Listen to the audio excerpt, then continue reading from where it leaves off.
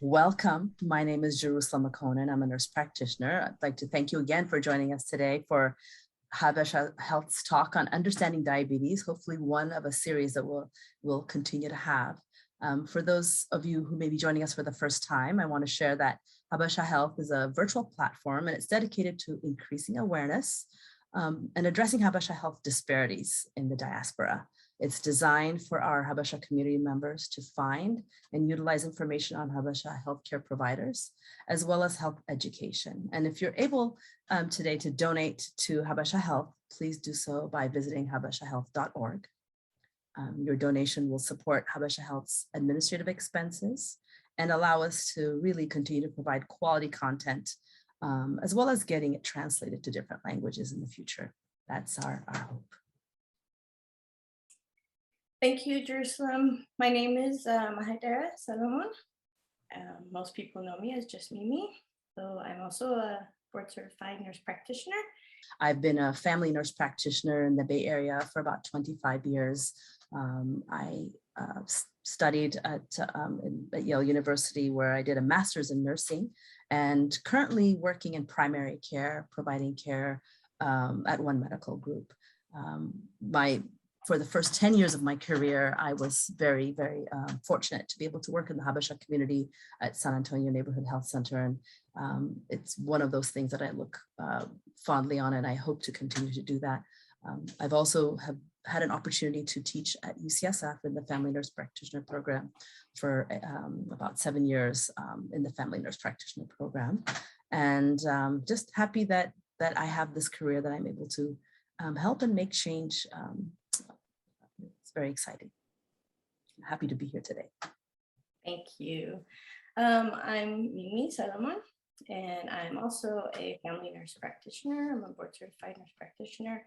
I have been working in the Bay Area for about the last 17 years. Altogether, about 20-year career in healthcare. And also I've been fortunate to work in the Habesha community, primarily at Highland Hospital when I started out my career, and throughout the Bay Area in different places. So very excited to be here today. For those of you who don't know what a nurse practitioner does, just want to cover that. And so we're advanced practice nurses who further our education to a master's or a doctoral level.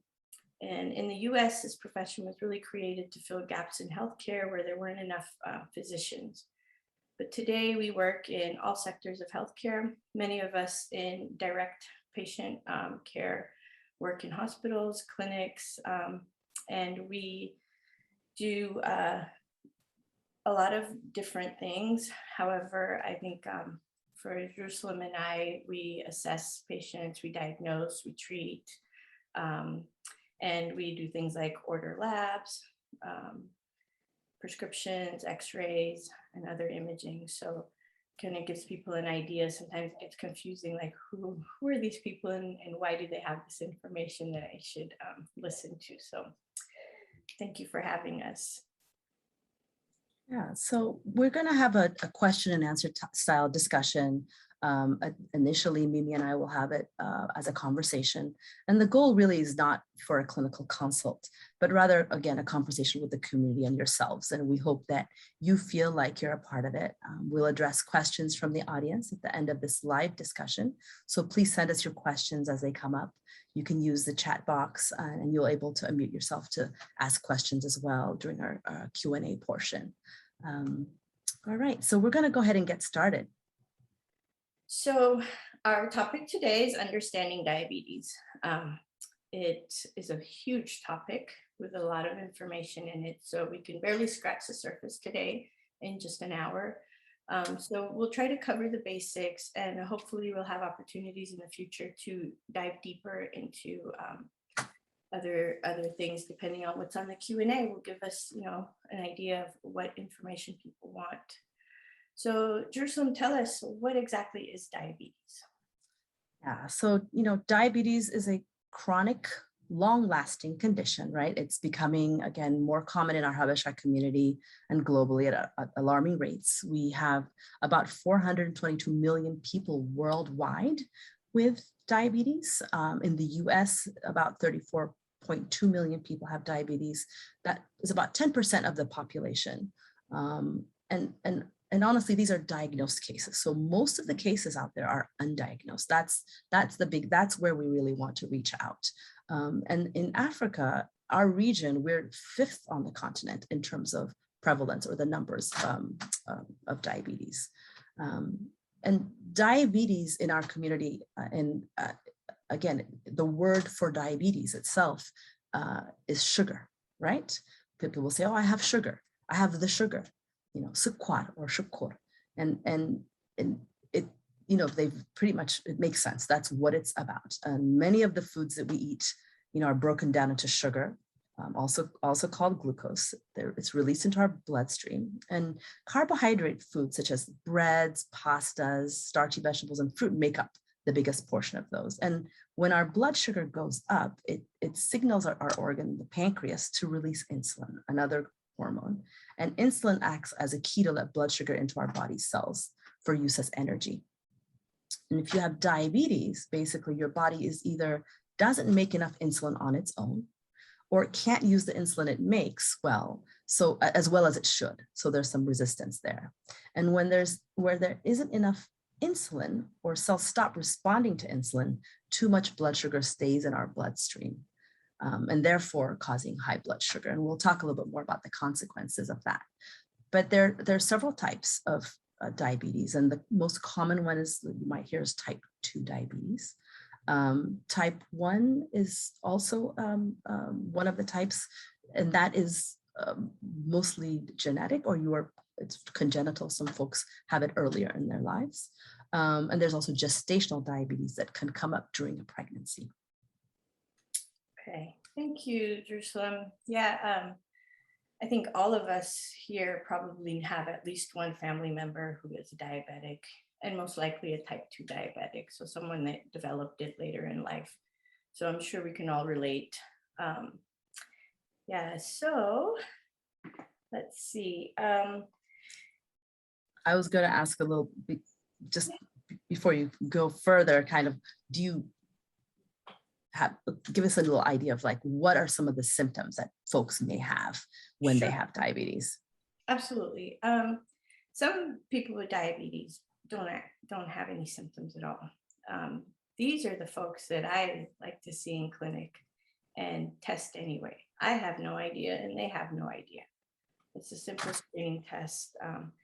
But the folks who are experiencing some symptoms, they will feel things like increased thirst, frequent urination, excessive hunger, unexplained weight loss, fatigue, just being really tired all the time, and irritable, easy to get annoyed, same sort of feeling you get when you're really hungry.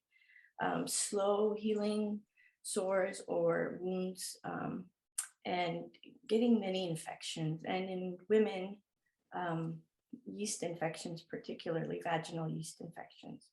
So when I worked in the women's clinic at Highland Hospital, I would frequently get patients in their 40s, 50s, keep coming back with a yeast infection. And, my thing is, well, let me just test you for diabetes. And so I do remember one particular patient I had who was very resistant to that. My doctor doesn't think I have diabetes. I just want to get, this issue taken care of. And had to convince her to just let me order the test. So very important to sort of listen to the subtle signs and really think that they could be something deeper. And just remember that symptoms depend on the severity of and how high the blood sugar is, severity of the diabetes and how high your blood sugar is. So if your blood sugar tends to be way, way high, over 350, like if you have a glucometer at home and you check it, then you may be experiencing symptoms that you need to address immediately.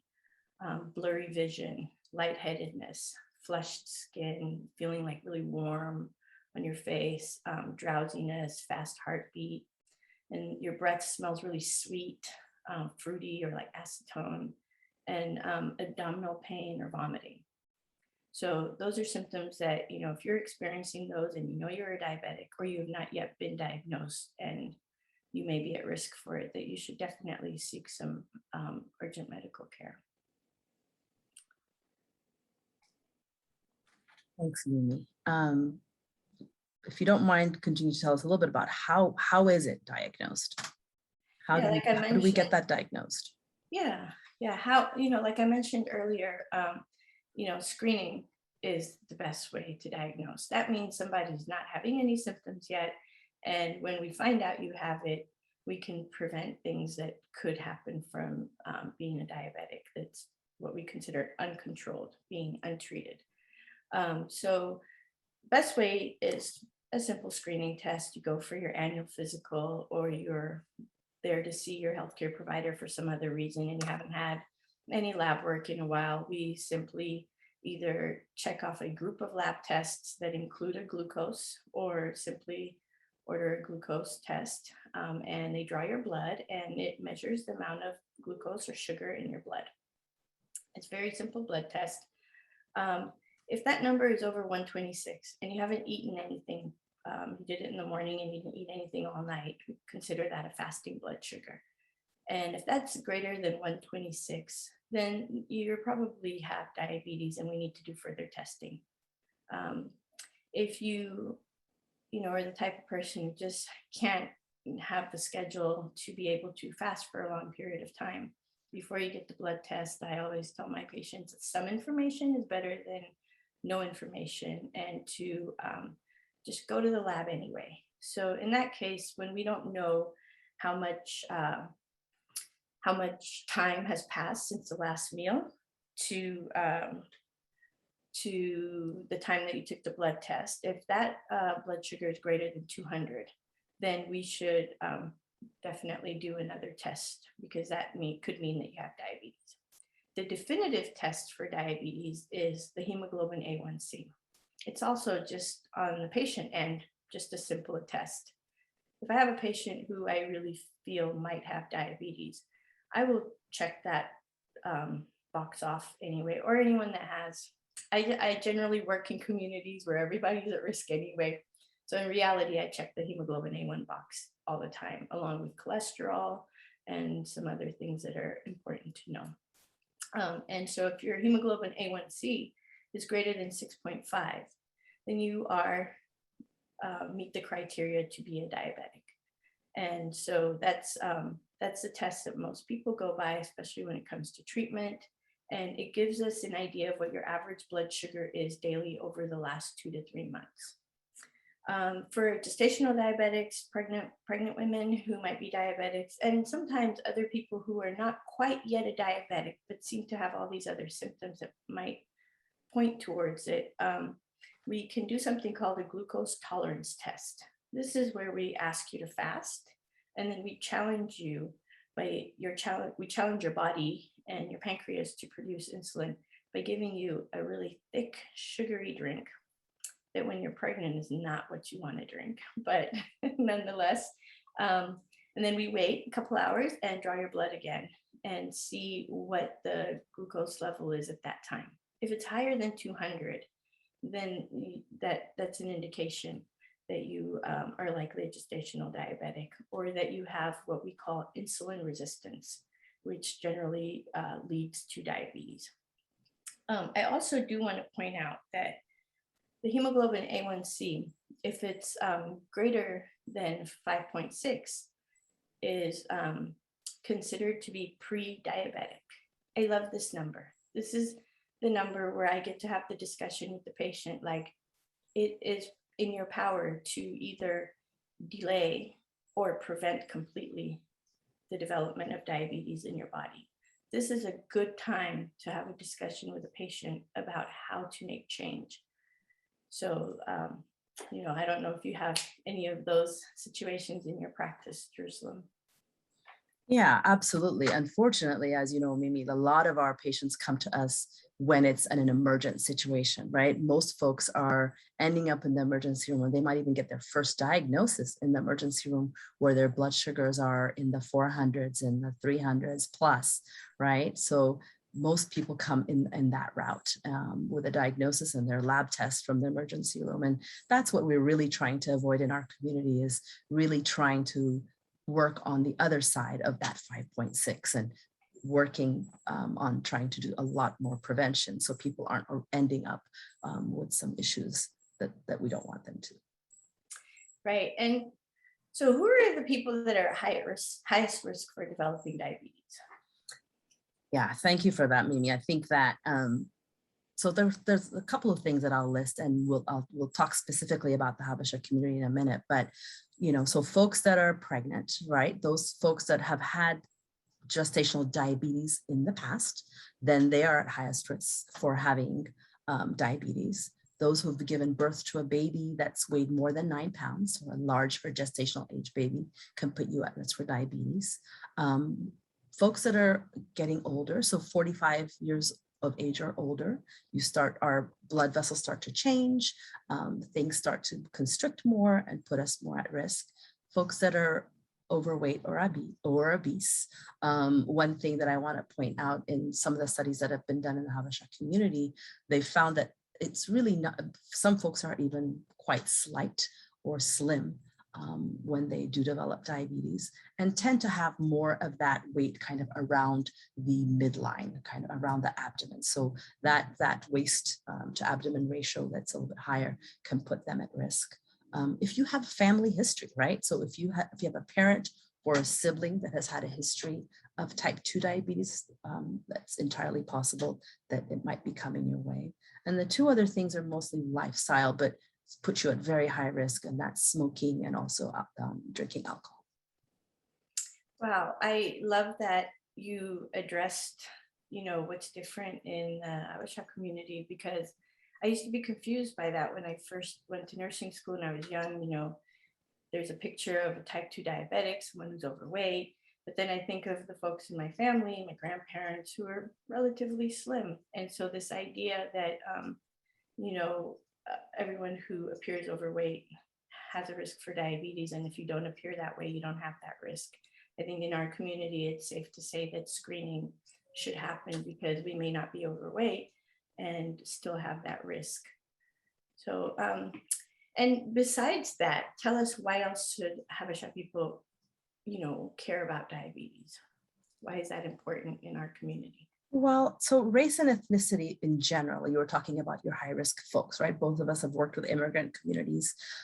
Race and ethnicity also affect your risk. So African Americans, Habesha folks, Latinx, Hispanic folks, Native Americans, Pacific Islanders, and some Asian Americans are at particularly high risk for type 2 diabetes. And it's not really necessarily our race that's directly affected that puts us at risk, but the number of those people in comparison to the general public of those groups are quite high. Again, most of us know that a lot of this has to do with what's actually going on in our communities and environment, right? Lack of access to healthcare, quality food, economics, good jobs. Those are some of the things that, again, put all these groups at higher risk. And that's why disproportionately we have the disparities are why.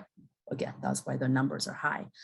In the US, we aren't able to pull out necessarily the statistics directly of Habesha folks, because we are lumped in that African American category. Hopefully one day we'll be able to tease some of that out. So it's really hard to know the exact number. But again, on the continent, where we know that our region has really some of the highest rates of diabetes. And working in the immigrant population, we've seen the cycles of folks coming here from home. And as folks come over the decades to the US, there's a drastic change in not only what we're presented for diet, but also how we eat as a community. We're used to, as a Habesha community, to eat together, to eat over a masob. But as folks come here, they've ended up in isolation. Again, the environment puts folks at risk, where you live. Is there access to green space, to parks? Are you able to walk safely? Those things can, again, affect your health, and specifically diabetes. One thing that I've noticed going back and forth is even back home, things are changing significantly, especially in the big cities where folks have less access to quality produce, and even something that we had taken for granted that was simple, like TIF. We're seeing people not have access, so they're eating more bread or making food differently. Folks have different work and are eating more fast food, and also that has led to higher numbers there. The good news is that it's actually a treatable disease, right? And there are medications that work well as new ones that are being developed regularly. And taking medication as needed, getting the great education, managing, doing some self-management, keeping appointments, et cetera, it can also kind of decrease the impact of diabetes on our lives. So that's I think where we need to start going next. Absolutely. I mean, it's so true what you say about diet. And, I came here as a child with my parents, 1984. You couldn't buy injera anywhere, really. It certainly wasn't at Whole Foods. And when it was available in the stores, you couldn't use an EBT card. And now, you can go anywhere, any Habesha or Arab-owned store, and you can, at least in Oakland, buy injera. But when we came here, it was like this thing that my mom would do all the time. Oh, and she just joined. So she would be out looking for what flour she could substitute for TIF. And this reminds me really of the experience of the Native Americans in the US, where the Pima Indians have the highest diabetes rate in the entire world. And that has everything to do with the shift in diet when your lifestyle changes. And so for us, migration is big, but then again, so is globalization back home and urbanization of places where people farmed before. So it's interesting how the cycles work. Right. So can you tell us a little bit about what are some of the complications of untreated diabetes? This is a great question. This is a question that I have thought about for the last 2 decades, just about, when I think about, such an overwhelming diagnosis for somebody to get. Sounds really scary. Some people feel like, well, I don't feel sick, so don't do anything about it. Other people feel like this is a forever disease and feel overwhelmed by it. So what I have been able to kind of come down to one spiel when I have 15 minutes in an office visit for a brand new diagnosis of diabetes, is I tell people that this is going to be a journey and that I have a role and you have a role. My role as a healthcare provider is really to prevent the things that happen when end organ damage occurs from diabetes. So end organ damage is when you think of your body and your blood vessels, and you know that your heart has the largest blood vessels, and then everything distal from that, meaning the very tips of your body, the tips of your fingers, the tips of your toes, your eyes, your kidneys is where the end of a lot of blood vessels go as they filter your blood. And so ultimately what happens is when you have, high levels of sugar in your blood over time, it hardens some of those blood vessels. So the very small ones at the very tips and the ends of everything are the ones that get damaged the most. So as end organ damage occurs, it's, people can go blind. They can experience renal failure, which is kidney failure. They cannot live without dialysis. People will get wounds and sores that won't heal and can lead to amputations of the feet, toes. Many diabetics have amputations up to their knees. And then just in general, being immunocompromised. So I tell my patients that my role here is to prevent you from going blind, to prevent you from losing any limbs to amputation, to prevent you from going on dialysis, and to prevent you from having heart attacks and strokes, which also occur usually with people who have comorbidities with high blood pressure and other cardiovascular diseases. And there is one other thing that may not take your life, but significantly changes it for people, is that at the ends of all those places where your vasculation ends, like your feet, your hands, that people can get nerve damage because there's not enough oxygen nutrition going to the nerves in those areas. And so it's very painful. Diabetics have very painful sensations in their feet, sometimes in their hands.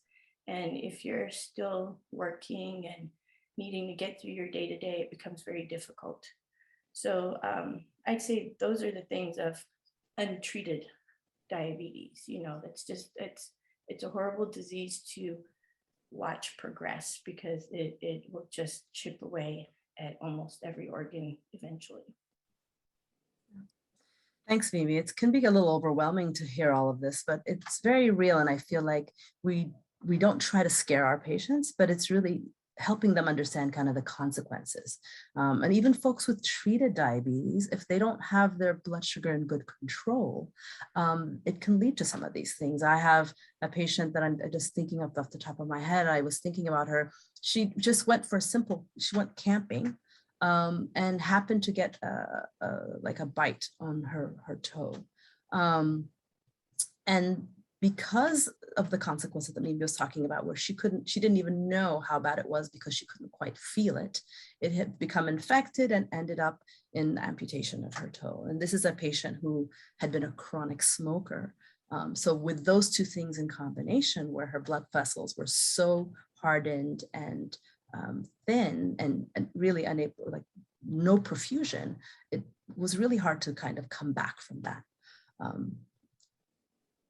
Just kind of a few stories, but also again, preventable. Yeah, you know, with that nerve damage that goes, I failed to mention that you can have numbness. So yeah, I've had plenty of patients who have the same situation. They can't feel normal sensation in their feet. I've had a guy who owns a construction company, you know, who depends on his feet and his legs, and bought a new pair of boots, wore them for a couple of days, didn't realize that they just weren't fitting right, ended up with a sore, and eventually lost that foot. So yeah, it is, it's something that I think that we don't want to scare people, but if we tell them the truth and that there is a way to prevent those things, then it becomes teamwork with the provider and the patient. Jerusalem, can you tell us some of the ways to prevent diabetes or to prevent the progression of diabetes? Absolutely. So, I mean, you touched upon it a few minutes ago about establishing care, and we really encourage you to establish care with a healthcare provider that you trust and really are able to have a communication where you feel like you're heard. I think that's the most important part of it, is establishing that relationship and really getting your routine screening.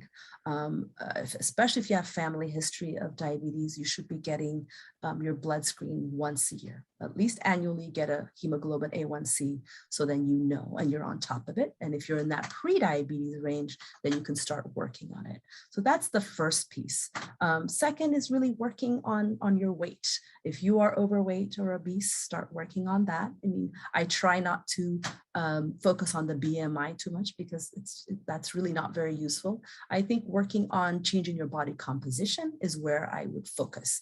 You know, trying to build more muscle. If you spend at least 2 days a week where you're building muscle really helps burning the fat, and we want to get rid of that adipose tissue, which leads, not only puts you at higher risk for diabetes, but also for cancer, right? So getting some, changing your adipose tissue to muscle and getting some cardiovascular 2 to 3 times a week. If you could just go for a walk, something as simple as walking. I've found that a lot of my patients now, they have even lost that walk, you know, because they're working from home. They used to walk to BART, from BART to the building, et cetera. That's gone. That was exercise. You know, even something as simple as that was exercise. That was at least an hour of exercise that for some folks is gone. So encouraging physical activity, controlling your cholesterol levels. Mimi was talking about the comorbidities, and the 2 comorbidities are high cholesterol or hyperlipidemia and high blood pressure. Those 2 things compounded with diabetes, you know, continue to affect our vessels, right? So not only are those vessels starting to harden, but then they're getting filled with plaque, which makes things even more challenging. So keeping your cholesterol levels low, maintaining a healthy blood pressure, which would be something below 120/80 on average. Quit smoking if you can. I mean, I try to not make it an ultimatum with my patients. I know it's not easy. Nicotine is super addictive. So working on harm reduction, right? So if you're smoking a pack a day, cut back and give yourself some time to do that. So that's part of it, limiting your alcohol intake. And lastly, and most importantly, really focusing on a healthy diet to the best of your ability. I think that means, eating a lot of fruits and vegetables, focusing on vegetables. There are some fruits we've described earlier that turn into fructose and to glucose. So watching which ones have the highest content of sugar. So sticking with the berries, strawberries, blueberries, all those fruits are lower in sugar, but also very good for you. They have lots of antioxidants. Sticking with whole grains, eating foods that proteins and foods that are low in saturated fats. So sticking with fats that are going to be the good fats, right? Olive oil, avocados, the nuts, those things that are going to help as well. And then clearly avoiding the processed sugar. So if at least you can start with just starting with that first is really a wonderful best step.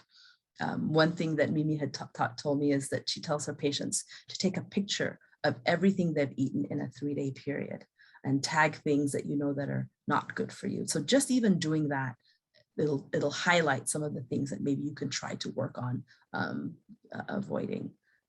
The Mediterranean diet is one also that we talk a lot about. So something to look at and focus on as well. Thank you, Jerusalem. The Mediterranean diet, but you know what? Our Habesha diet is pretty good too, if we kind of stick to what our ancestors did. So I think that there's some things to really consider in our community as far as like lifestyle and diet goes. Fasting is a big one. It doesn't really matter what religion you're in. There's usually some form of fasting that many of us do. I know with my Muslim patients during Ramadan, I have to really consider if they're on medications or insulin, having to readjust those things. That's very important and something that we cannot miss because it could be dangerous.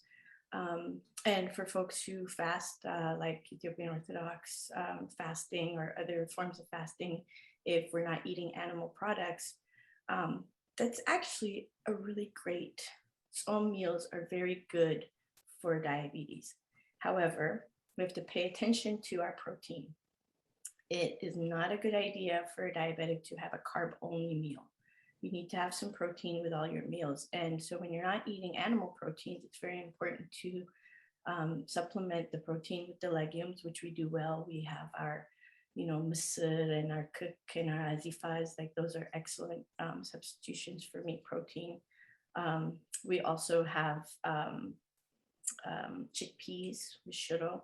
So not a good idea to have just,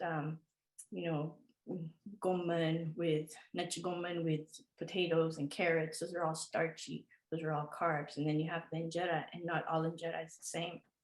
And I joke about one day I might take on the endeavor to make nutrition labels for injera in the stores, because some of them have a lot of teff, some of them have a lot of self-rising flour, and you don't really know what you're getting. And so your carbohydrate content from one injera bought from one store and bought from another store could be drastically different. So we can't even generalize on it unless we know. Another thing I think that we should consider when we talk to our Habesha patients, and I do this really with any culture of folks who are similar to us and eat communally, because we have roles in our communal lifestyles where some people purchase the food, some people cook the food, and the person who eats the food doesn't necessarily have the control over that. And because we are very communal in how we eat and share food, that it's more than just nutrition. It's also about, tradition and heritage, but, how you keep your family together. And so keeping in mind that if you have one diabetic in your family, we're all diabetics in that family. Otherwise, this one person will not have good outcomes to their health. So something to really be considerate of when we eat together like that.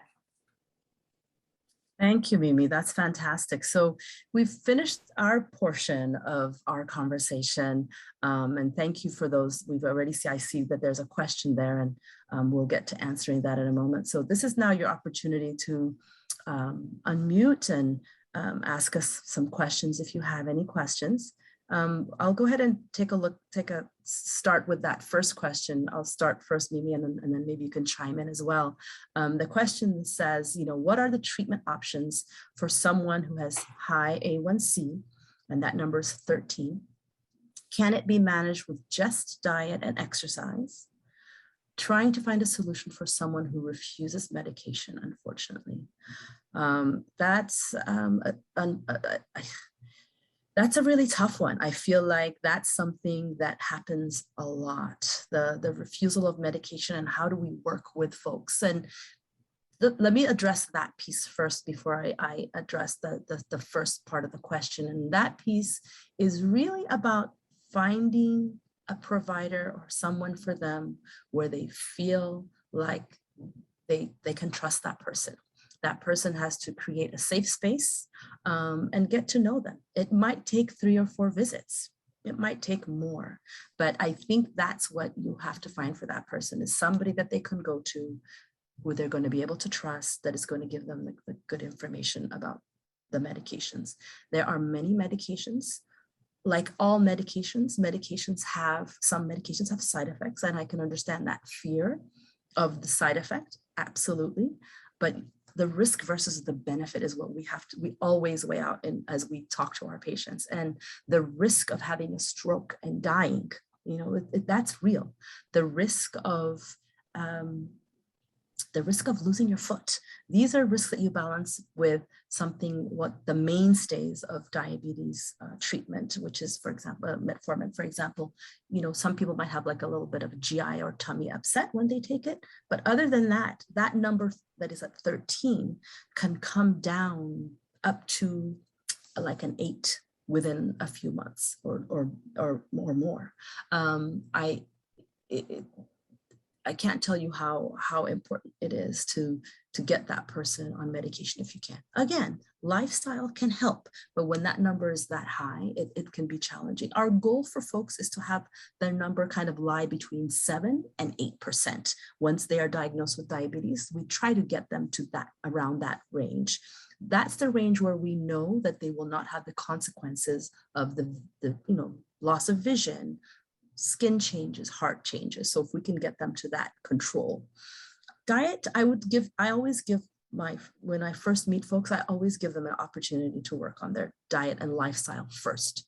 And if they've tried that, where they've been really good working with a nutritionist or dietitian, where they've been able to kind of control the excess sugar and do that, then it's possible. I give them about 3 to 6 months. And if that's not possible, then we really need to start looking at medication. Mimi, do you have anything else to add to that? Yeah, I do, because I frequently have patients like this. And,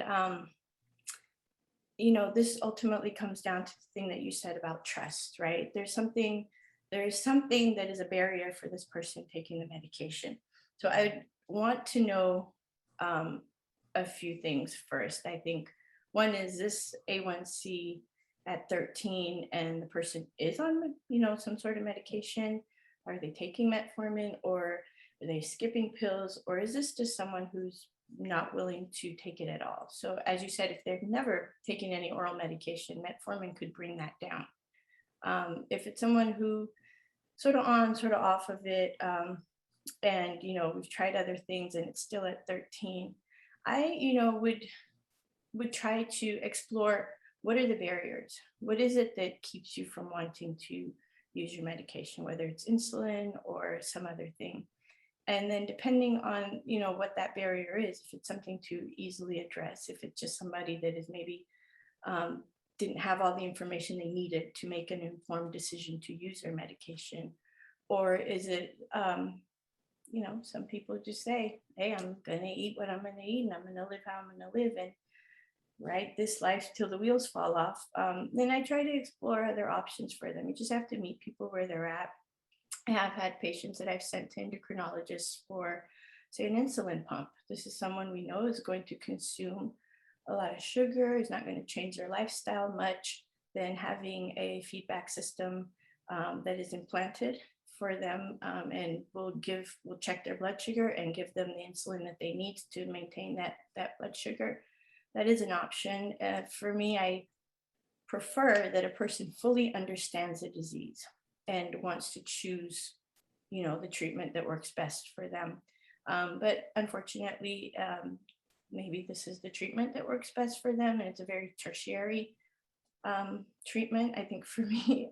But nonetheless, will prevent some of the things that, if they have not already started to occur, or at least slow down, vision loss and slow down kidney disease.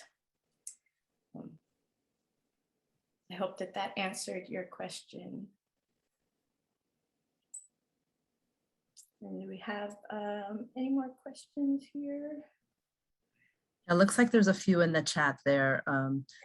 There was a request about language, and I speak Amharic, and I'm happy to take any questions in Amharic if folks have that need. There was the second question about children, and I think that's a great question. Let me just look where it says. Sorry, I'm scrolling here. Somebody's having difficulty with hearing. Is everybody able to hear?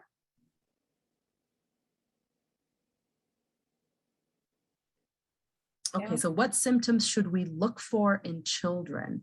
I would say in children, again, age range, depending on the age range. So, even children can develop type 2 diabetes, especially if they are obese, overweight, etc. Right? We always try to screen kids with the A1C if we're noticing that's happening, right? But other than that, if you're concerned about the genetic type 1 diabetes, the symptoms you would see are increased thirst, increased urination, and increased appetite. They want to, like, they're starting to eat a lot more, larger portions. So those are the three, what we call the 3P, the polys, right? Increased thirst, increased urination, and increased hunger. If you see that, you'll take them to their healthcare provider and they can screen them at that point. Yeah, and do want to point out that, over the last 10 years, there's been a significant rise in childhood diabetes rates, and really related to childhood obesity. And in the United States, directly related to high fructose corn syrup, which is cheaply manufactured and used as a substitute for sugar. So when you are, preparing foods for your children or going out to eat, just being conscious that if high fructose corn syrup appears in the first 3 ingredients, that's a dessert. And how many desserts would you want your children to eat in a day? So just very simple way to think of it, and I have 2 kids of my own and struggle with this all the time, but try to avoid things like sodas, candy, but once in a while, maybe not harmful, but if it's something that you keep in the house and keep in the pantry, it really could be dangerous for our kids.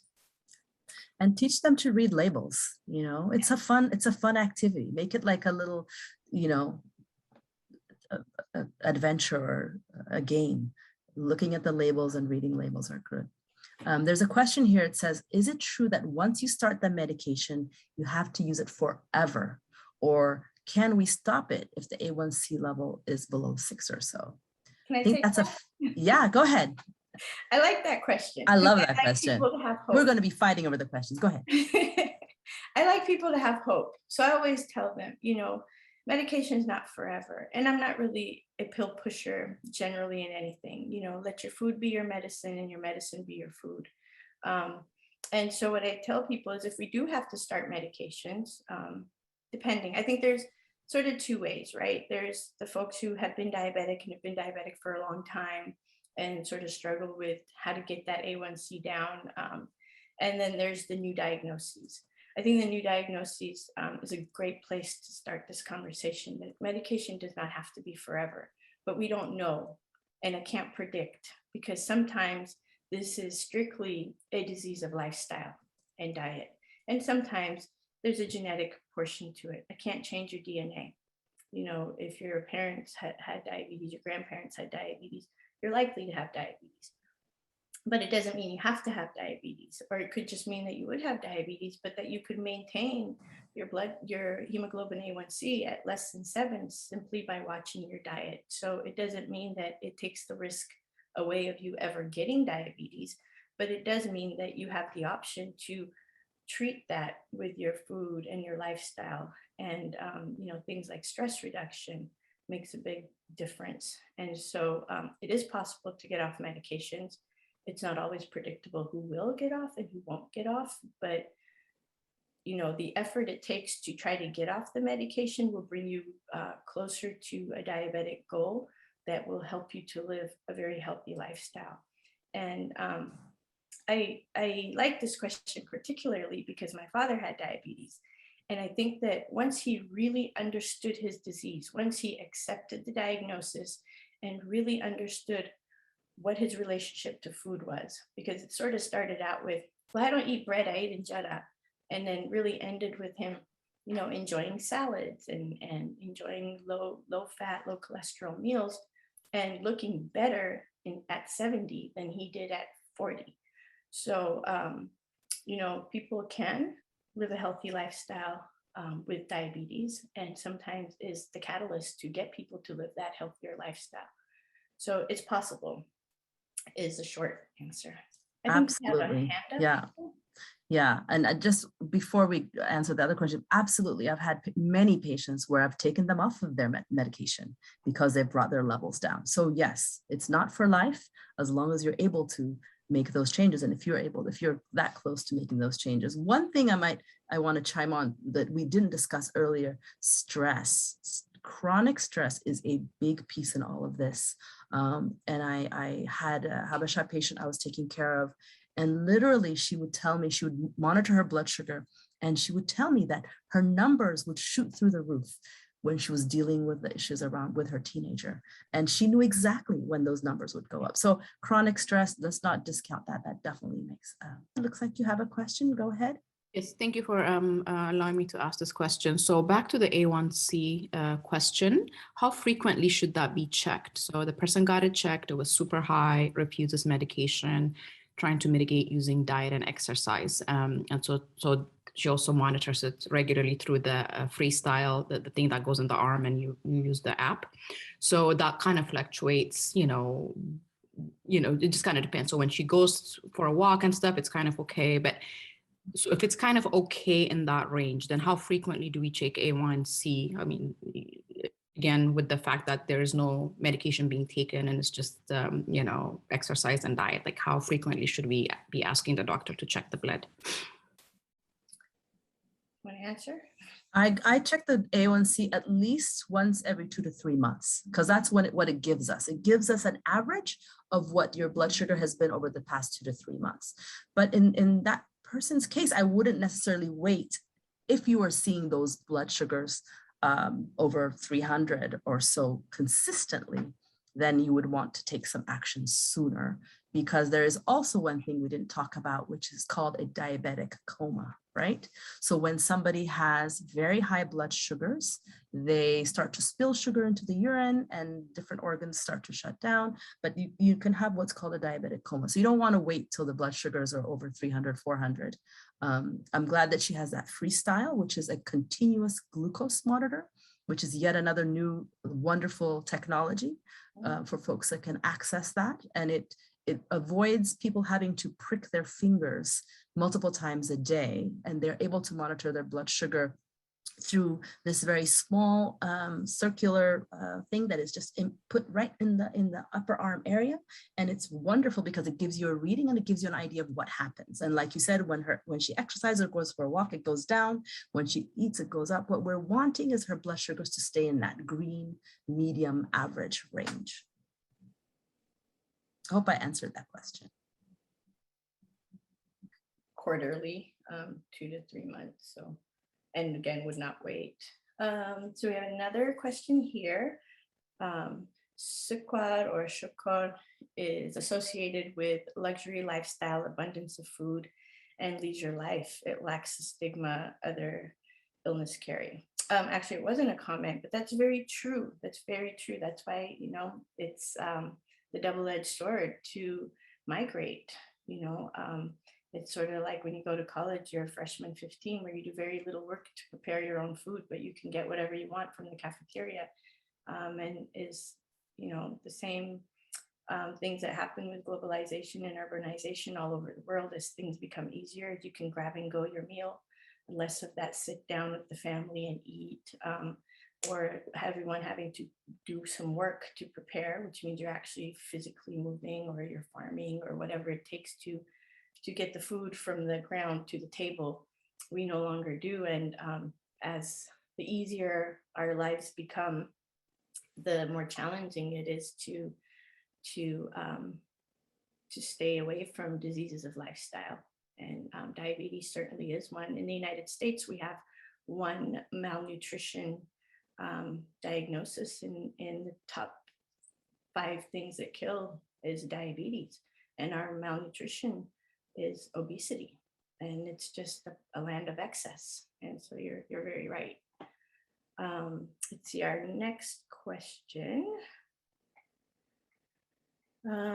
Jerusalem, you want to answer this? I'll read it for you. Sure, go ahead. What type of food is considered carb in our traditional foods? My dad in Addis struggles to maintain one provider to care for him as a primary doctor, and I worry his diabetes is out of control, hence causing him so much pain and numbness in his body daily, and refuses to take pain medications.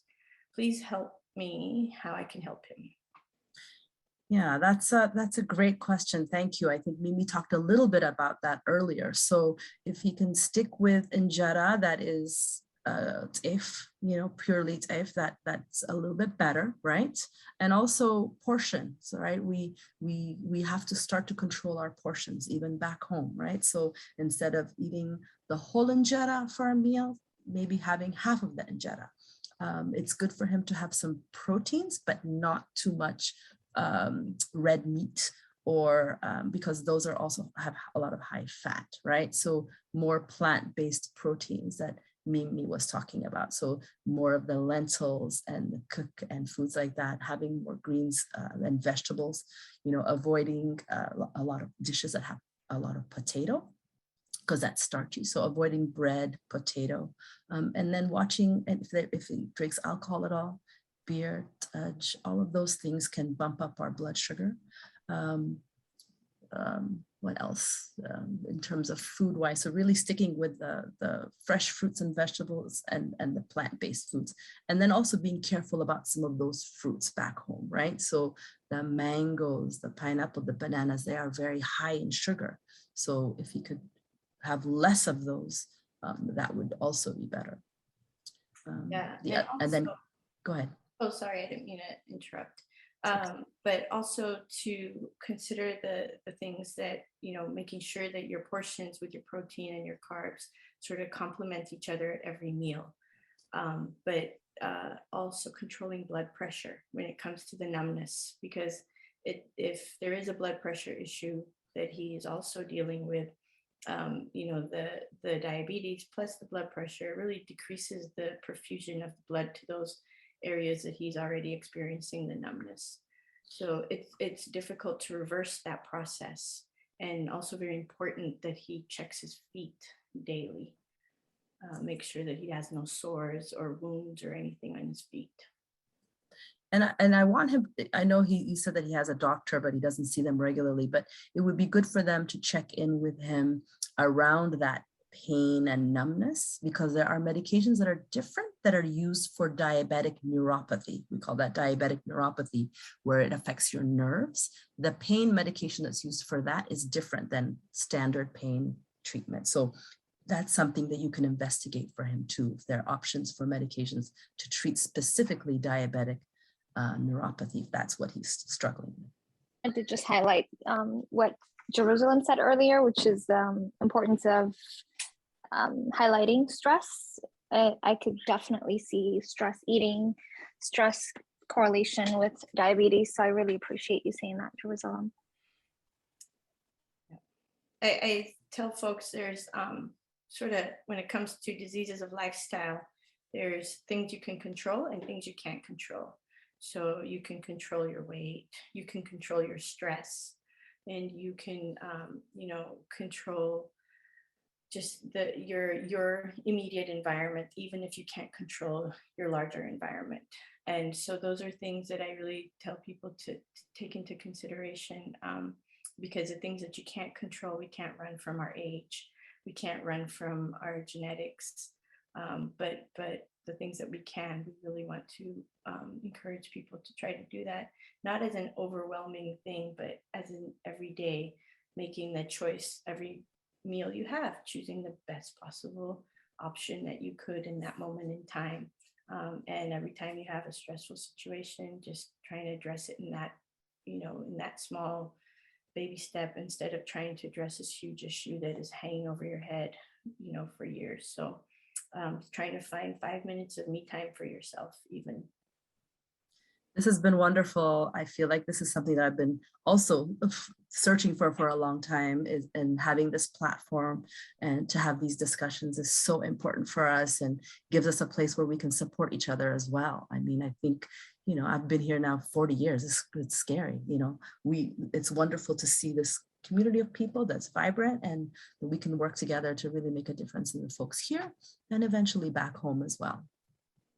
Absolutely, yes. I'm so honored to be here myself. So in summary, we'll just give you a few takeaway points. Yeah, so, we tried to keep this at the surface, like we said at the beginning, because it can be such a deep topic. But I think we have 4 main takeaways. I'll cover the first 2. One is that type 2 diabetes is the most common type of diabetes, and that it's directly related to lifestyle. And so we have power to change some of the outcome of it. 2 is that foods high in sugar and carbohydrates are the worst foods to consume for diabetes. So diabetes can cause end organ damage, as we talked about extensively, resulting in blindness, heart disease, kidney failure, amputations, or death. And I don't want to be the bearer of bad news and end this on a bad note, but I think that it's very important that we understand how severe this illness can be, but still going back to the fact that we have power in it. We can change those things ourselves. And the last point being that prediabetes can easily be detected with a simple blood test that gives you time to change your diet and your lifestyle to prevent or delay a diagnosis of diabetes. So just want to drive home that point of, getting your annual screening, or if you're, younger, maybe once every 2 years, but also wanting to use this platform to advocate for Habesha patients, and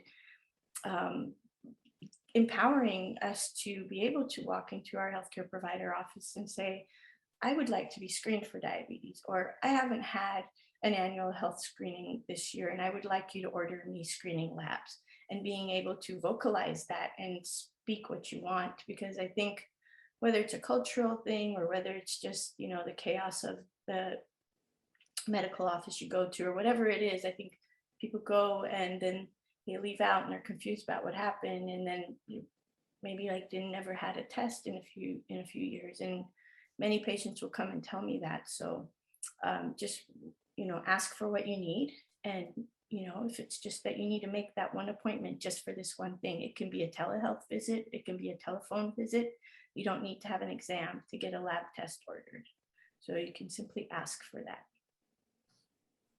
Thank you so much for letting us be here again, and we appreciate your attendance.